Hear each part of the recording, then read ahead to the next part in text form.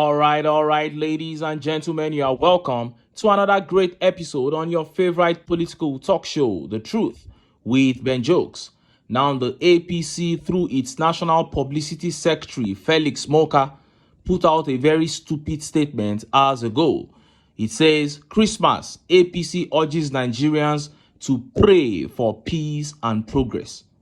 About a week ago, Shettima went to Saudi Arabia. He claimed he went there to pray for peace and progress in Nigeria. Now, I'll say this without mincing words. Anybody in power who talks about praying to achieve peace and progress is either a pretender, a con man, or an irredeemable imbecile. To wield the power of states with annual security budgets running into almost trillions, and then you turn to prayer for peace, is proof of acute mental disorder. And as such, with all due respect, it is safe to say that the APC is filled with a bunch of liars or mentally retarded folks. 2 reporters killed as gunmen opened fire on journalists. This is the update we are seeing here. Even at the peak of wars, terrorists and bandits don't shoot journalists. When they begin shooting journalists, that's a sign of something worse than a war. But this is happening here, and the TINUBU administration sees it as normal. They are talking about praying for peace. And few hours ago, a northern APC senator reignited the recent war between the Yoruba faction of the APC and the northern faction. He reignited it by spreading pictures of poor, starving, and wretched Yorubas all over the internet, and he said the Almajiri system that is mocked in the north has now come to the southwest. And just as Nigerians were yet reacting to that, a very disgraceful update came in all the way from Niger Republic. This one shocked the entire ECOWAS. You see, he's just 19 months into the TINUBU administration, and he has lost about everything as regards credibility. The junta of Niger Republic, General Tiani, has started exposing TINUBU's government's involvement in the insecurity across Africa. Before I show you details of these top stories and how Nigerians reacted, let me quickly show you these updates. The first one here is a boring video of an APC chief accepting the failure of the APC as regards the stampede that claimed lives across Nigeria. See the video. Well, the stampede is most unfortunate. May the lives that were lost, may their souls rest in peace. I think the real problem is that we have just failed woefully in producing food for our citizens. You know, when we were campaigning for this administration, the people were calling us Agbadorians, you know, because our president was always talking about producing food. Unfortunately, we don't seem to be able to produce the food, you know, and you just have to accept that's our fault, you know. The good thing about agriculture is that you can plant a crop today and harvest in 3 months, in 6 months, in 1 year, you know, and try to convince our president just to concentrate on food production. Even if we cannot reduce the price of fuel or whatever else, let our people have food to eat. Let our citizens have food to eat. You know, Kenneth is trying to be overly political about the matter. That's just who my dear brother Kenneth Okonkwo is. May their souls rest in peace. You know, and it's a shame that we We have allowed prices to skyrocket, especially of food. You heard that. Onokpasa looking weak and defeated there. I remember how vocal this man was during the campaigns last year. He said Tinubu had the answer to all the problems Nigeria was facing. Now, Tinubu is just 19 months in and he can't even pretend anymore. The failure is obvious. Tinubu and his supporters were mocked because Tinubu kept saying he would provide cassava, gari, agbado, ewa. That was what he kept saying during the campaign. Today, Nigerians don't even have those things. Ewa and agbado are like gold in Nigerian markets today. What a shame.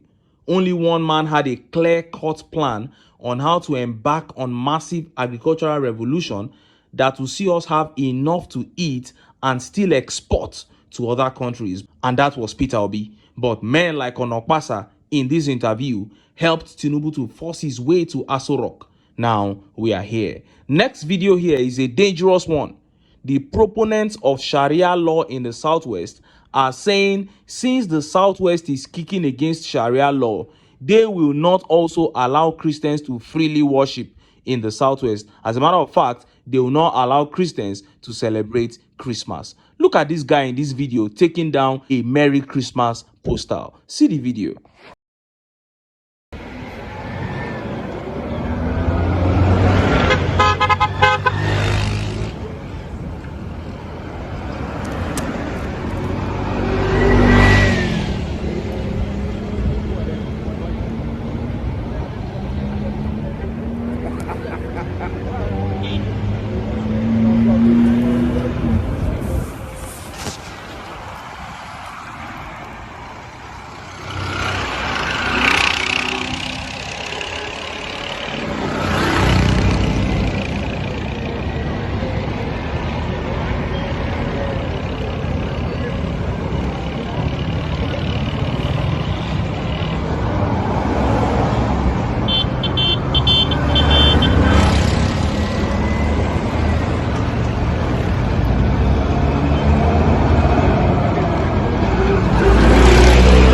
You saw that. Now that ridiculous and provocative act took place somewhere in the Southwest. About 2 days ago, when I brought the update on the move to establish a Sharia court of law in Oyo State on the 11th of January, I did say that that issue was not a joke, that the people of Southwest Nigeria must be very careful. Religious wars are the worst that any region can have. That was one of the reasons some of us vehemently kicked against the idea of a Muslim ticket. Many of those evil Islamic clerics see that ticket as a domination of their faith in Nigeria and they want to push it further. I just pity the Southwest under this TINUBU regime because at the end of the day, they might become the region that the evil of this government will affect the most. Now, let us look at the top stories. First is that update where Senator Ali Ndume reignited the tribal war in the APC by mocking Tinubu and Yorubas. He said the Almajiri system that is mocked in the north has now started gaining weight in the Southwest because of Tinubu's failure. And next is that disgraceful update coming all the way from Niger Republic. The junta, General Tiani, exposing Tinubu's government's involvement in the spread of insecurity across Africa. Let's start by taking that update from Senator Ali Ndume. Look at how the papers reported it. Senator Ndume circulates video of mile-long queues outside Tinubu's Lagos residence to mock Almajiri level poverty in southern Nigeria. Senator representing Borno South, Ali Ndume, has shared a video showing long queues of Nigerians on Christmas Eve waiting for palliatives from Bola Tinubu at his Bodilon residence in Lagos State. The lawmaker posted this video on his X account on Wednesday to emphasize that poverty transcends ethnicity and religion, calling for urgent action to address the challenge. Queues for presidential handouts at Bodilon on Christmas Eve highlight a sobering reality. Poverty knows no tribe, religion, politics, or region. It is a universal challenge that demands collective action and sustainable solutions, Mr. Ndume wrote. Mr. Ndume's comments came days after 3 deadly stampedes were recorded during palliative distribution in Oyo, Anambra, and Federal Capital Territory, leaving no fewer than 60 people dead. Mr. Ndume's statement seeks to highlight that poverty in the north, primarily caused by the Almajiri system, is also rising in the south due to Tinubu's harsh economic policies since assuming office on May 29, 2024. According to the World Bank in its Nigerian Development Update titled Turning the Corner from Reforms and Renewed Hope to Results released in December 2023, the country's poverty rate rose from 40% in 2018 to 46%, representing an increase in the number of poor people from 79 million to 104 million. The World Bank noted that the significant increase caused by sluggish growth and rising inflation has pushed an additional 24 million people below the national poverty line. Despite the rising poverty figures, Mr. Tinubu, during a media chat with journalists on Tuesday, insisted that Nigerians need to manage. However, after assuming office, he reportedly acquired a new luxury Airbus A330 aircraft, a yacht, and a bulletproof Escalade. You heard that. Now, some months ago, Afe Babalola and some other Yoruba elders and statesmen complained about Tinubu's methods of giving food to Nigerians. They said it was gradually allowing the culture of begging to be established in the Southwest. And that's exactly what Senator Ndume was pointing out there. The people of Southwest are having their pride and dignity eroded by the poverty that this Tinubu regime has brought upon them. I don't know why it seems as if their own is even as bad as what is being experienced in northern Nigeria. And Fakpunda Femi here says, see what bats turned bat idiots and road idiots too. Yet, we Yorubas pride ourselves as Omoalade. Is this not Olori Buruku? When we hope for a thriving middle-class economy, APC kills it, turned our people to Almajiri on the streets. Omoluabi Edide, Yoruba Eronu, this must end, please. That is it.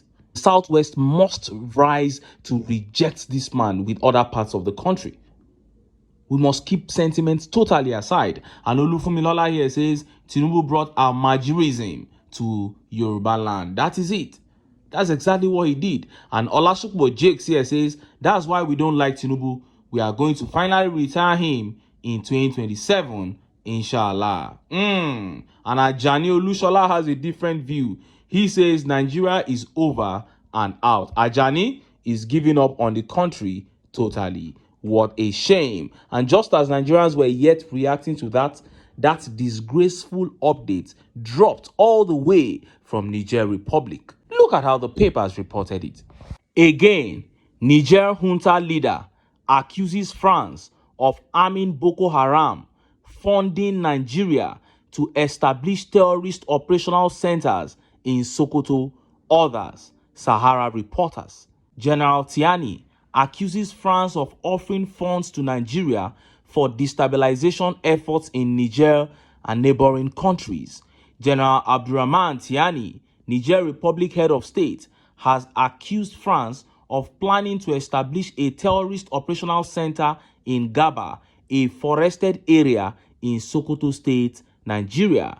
Tiani further alleged that the Nigerian government is aware of these intentions and has been complicit in France's destabilization efforts in the region.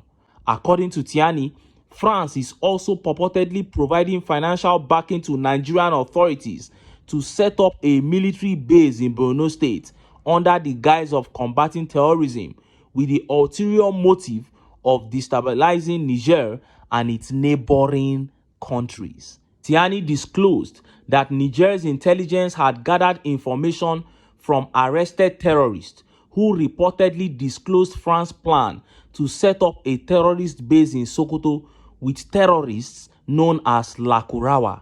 This intelligence, according to Tiani, was passed on to Nigerian authorities for verification. He revealed how Niger officials had contacted Ahmed Rufai Abubakar, the former Director General of the Nigeria's National Intelligence Agency (NIA), for confirmation. He said, despite assurances from Abubakar that his team would investigate, Tiani claims that the intelligence was mishandled and no further action was taken, as Abubakar is allegedly linked to the terrorist network.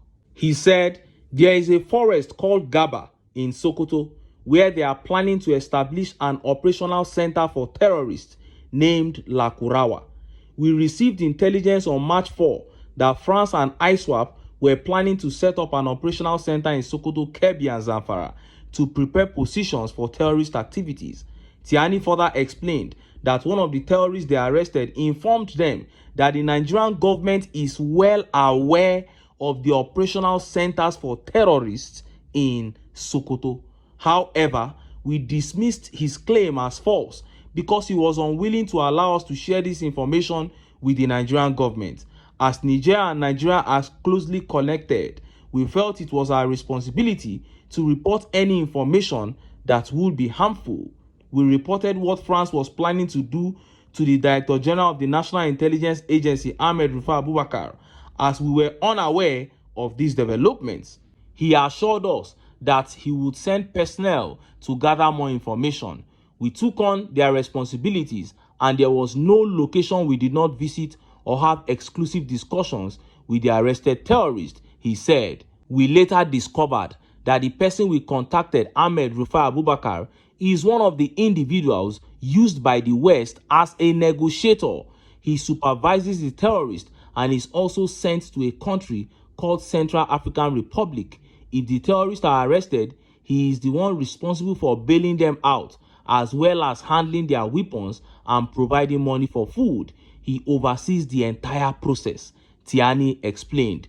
Meanwhile, Nuhu Ribadu is aware of the entire issue, but everyone involved has kept silent about it. Having seen how things played out, we decided to take matters into our own hands. If the Lakurawa terrorists are arrested, we are now considering what to do. Wow, a very long read there, but I believe it was worth every single line. He said France is working with Nigerian government to establish a terrorist base in Sokoto called Lakurawa. Don't we already have it? They are already wreaking havoc. And he said their main aim is to, from that location, terrorize Nigeria and the entire West African region. He said Nuhu Ribadu is aware of that plan and he has said nothing. The former NIA was aware. I'm sure the present one is also aware because he inherited all the files. Now, does this explain Tinubu's recent romance with France? I think it does. But the question remains, what will these guys gain from terrorizing their own country? Is it money? Is it worth it? And the whole of Africa is talking about this update as we speak. Everybody is worried. ECOWAS will be shocked to hear that this is what their chairman is doing. That is, if the leaders in these other West African countries are not also involved in this whole scheme. Africans selling Africa out. But I'm not surprised. This is the APC. They have come to steal, to kill, and to destroy. And that is why I keep telling Nigerians that for us to have a country at all in the near future, we must come together, cast our sentiments away, and get the APC out of power. But until then, make I still enter town. Make I go get some ogbonge political news. We will not go like. Why? Because of now I dey here, so don't go away. Don't go.